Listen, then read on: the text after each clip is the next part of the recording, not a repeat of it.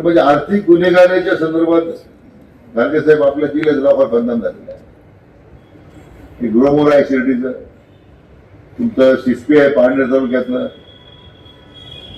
शौगाचं classic आहे काहीतरी company classic काहीतरी, श्रीगोंदाचं आहे परत. धाडस जे वाढले लोकांचे, म्हणजे मला त्यासाठी सांगायचं आपल्याला की आपण शेवटचे आरोपीला पकडण्यामध्ये आपल्याला अजून अपयश आहे. एक 4 दिवसाची बातमी होते आणि लोक विसरून जातात, परंतु कोट्यावधी रुपये सामान्य माणसाची लूट करू ही लोक जी गेलेली आहे, शेवटी यांना आपल्याला आता रोखता आलं नाही, ही प्रवृत्ती थांबवता आली नाही, त्याच्यावर कारवाई करता नाही आली, तर लोकांना असं सहज लोकांमध्ये असं संदेश द्या की इतक्या कोट्यावधी रुपयाची फसवणूक झाली, कारवाई होते, मग आम्ही काही लोक आणखी त्यासाठी वेगळे प्रयत्न करायला सुरुवात केली. सिस्पेमध्ये 2000 कोटीचा घोटाळा झाला, मोठा पुढारी अडकलेला त्यामध्ये, त्याच्या दबावाखाली तुमची पोलीस यंत्रणा काम करत नाही, अशी वस्तुस्थिती आता मला लक्षात येते.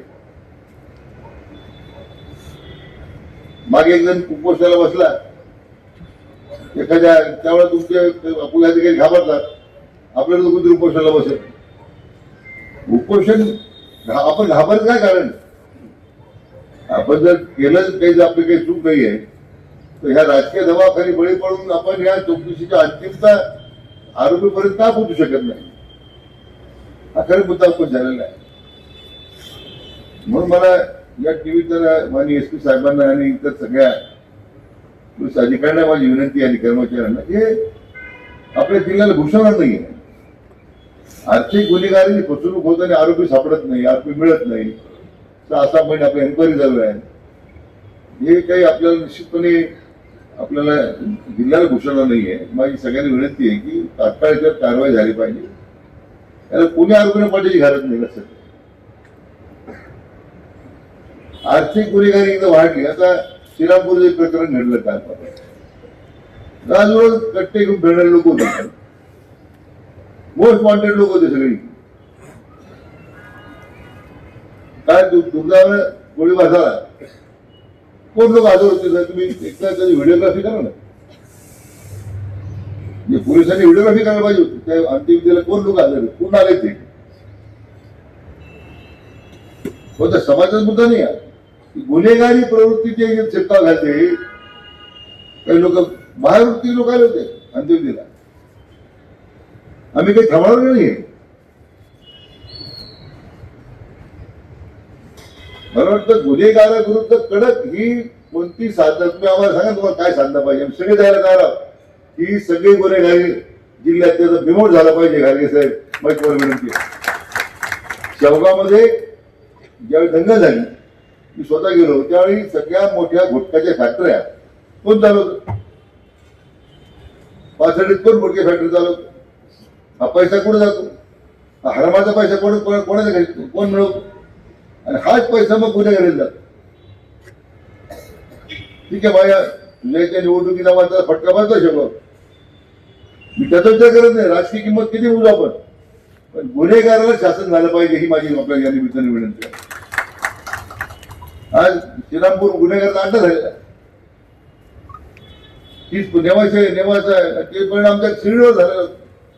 मोकाट गुन्हेगार फिरताय, तिथं वाटत हे करताय.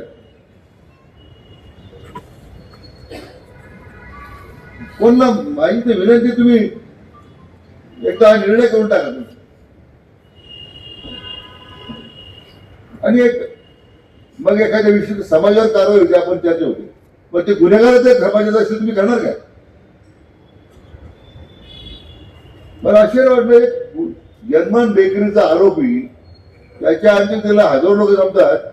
देश कोणत्या दिशेला जाऊन आहे? देशद्रोही कारवाई करणाऱ्याच्या अंत्यविधीला ठीक आहे, दुर्दैवाचा अंत कसा झाला असेल भागाकडे, पण लोक त्याचा उत्सव साजरा करतात, म्हणजे लोक त्याच्या दिशेत हजर राहतात. संताप येतो आपल्यासारख्या एखाद्या माणसाला की काय चाललं काय आपल्यामध्ये. लागण चालून आपले काही मंडळी करतात, राजकीय पक्षाची बाटा करतात. तो जर्मन बेकरीचा मुख्य आरोप येतो.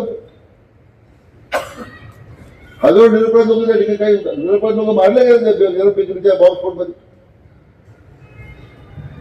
लोकांचं धाडस किती वाढलेलं आहे. धाडस काय वाढलं?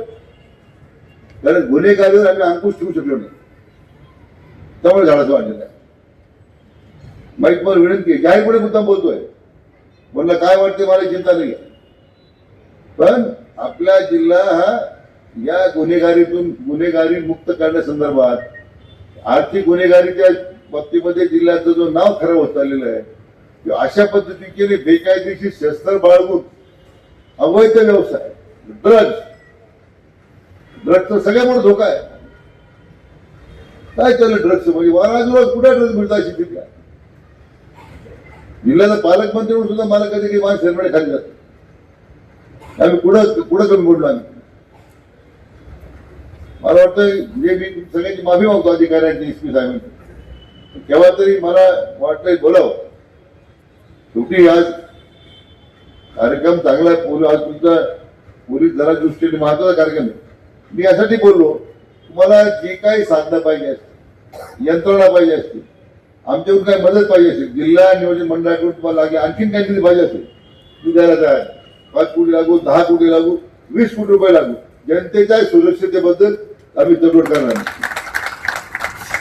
ते आपण मला वाटतं आम्हाला त्या दृष्टीने आपण करावं. एक चांगल्या कार्यक्रमासाठी ठीक आहे, कार्यक्रम चांगला होता, पण मी मला राहावं म्हणून बोललो मी, पण मला क्षमा करा. पण शेवटी कुठेतरी या संदर्भात कालची घटना मला फार म्हणायला लागली.